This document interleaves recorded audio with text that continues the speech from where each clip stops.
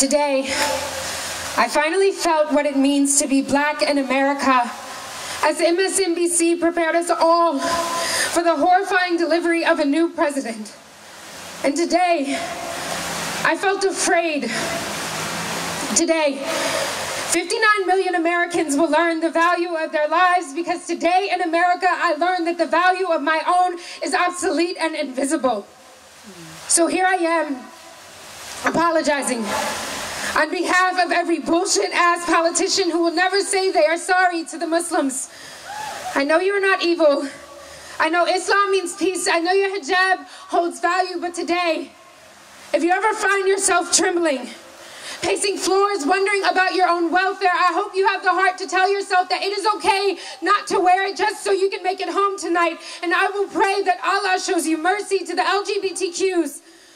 I hope your love letters don't run thin and your flag becomes brighter, but to avoid electrocution, I understand if you have to take down your flag and hide your identity. To the Hispanics, Latinas, entre tú y yo no hay espacio para otra cosa que el amor. For years, you have fought alongside my people, forced to assimilate into a culture that does not appreciate your own, but I can empathize with you. Your heart is hurting and mine hurts for you, but I hope you have the decency to keep your feet grounded because today I will stand with you. To the disabled, they say you are not beautiful, that there is no space for your kind of different here, but understand that sometimes God just makes some people different and that is okay. I will make room for you and your gargantuan-sized heart. Remove cat from your vocabulary and piss on the thought of being incapable because you are different to the women. I know what it feels like to have your dignity snatched out of you. But I hope you have the decency to hold yourself up in an entire nation of men that insist on holding you downward because today our newly elected politicians deem you worthless. They say that rape is non-violent, but how would they know if their dignity is their entitlement? And if you ever conceive, I will support you from a prison cell because today we lost the ability to choose.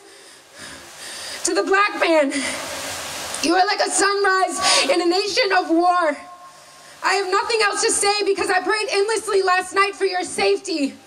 Prayed that my brother and best friend will be able to come home to see his children again. College educated but a victim of mass incarceration. To the Black woman, you are beautiful and infinite.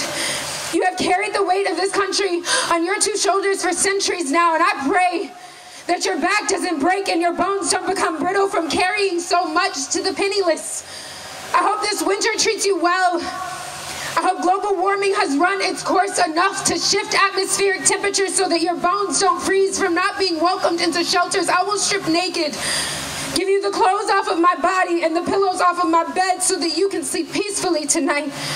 To the children, I hope you never look at this presidency with legitimacy. I hope your dreams don't fall forward as the pace of progress and this nation falls backward. Dream, aspire, change, seek out, juju on into that classroom and suck out all the intellect from those textbooks. To my ancestors, I will not disappoint you. If I never thanked you before, I will say it out loud. You endured a century's worth of cotton picking so that I could stand audaciously here and speak boldly about things that you received a noose for. To the bigots, to the masses, to the newly elected Adolf, you will not silence me. I will shout from the top of my lungs. I will not be victimized by these circumstances. I will be the best damn Shirley in the White House and will tread where you wouldn't allow Hillary to go. Need I remind you that you know nothing of excellence until you've seen a Black woman get her degree. I will embody the system that failed to keep us safe. I will free the prisoners of mass incarceration so that I can make room for your kind of bigotry in there, because that is the only place that you belong. Today, I finally felt what it means to be Black in America as MSNBC prepared us all for the horrifying delivery of a new president. And today, I felt inspired. Yeah. Good afternoon, everyone. I want to give a big thank you to Terry Williams for being such a great support system and ally. I want to thank the Webster Groves Police Department because your presence here speaks volume. And I want to thank each and every one of you for coming out and showing your support as we stand in solidarity. That was a poem that I wrote when emotions were very high. Following the election, I grieved, and I mourned, and I wept endlessly like a newborn child. Because for me, this election hits home, and it affects my life very closely and very intensely. Because unfortunately, I don't have the privilege to wake up following the election results and go back to sleep peacefully. I can't do that. And I thought that hate would be a reasonable sentiment to bear toward those who are overcome with bigotry. But I am reminded of something that Maya Angelou said. Hate has caused many problems, but it has yet to solve one. So to reiterate, as they go low, we go high. Yesterday I grieved, but today I plan.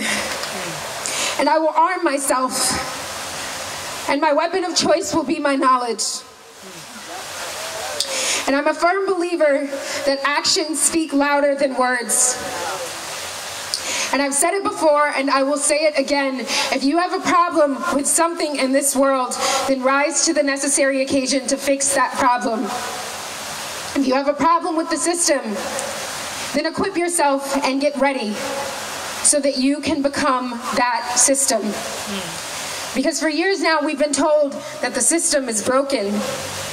But the sad, awful truth is that the system is far from broken. But rather, the system is functioning exactly how it was designed. Yesterday, we celebrated Thanksgiving. But the sad, awful truth is that Native Americans are still fighting for their place in a country that was stolen from them. So I stand with Standing Rock. And yesterday we ate and drank merrily. But unfortunately, Flint, Michigan is still without clean water. And I will go back to college, and I will continue my fight for justice on behalf of the young black men who have been gunned down mercilessly. Because yes, all lives do matter, but as of now, all lives are not being taken. So right now, Black lives needs my attention. And I hope each and every one of you leave here today with enough reignited passion to change a world that needs you now more than ever. Thank you so much for coming.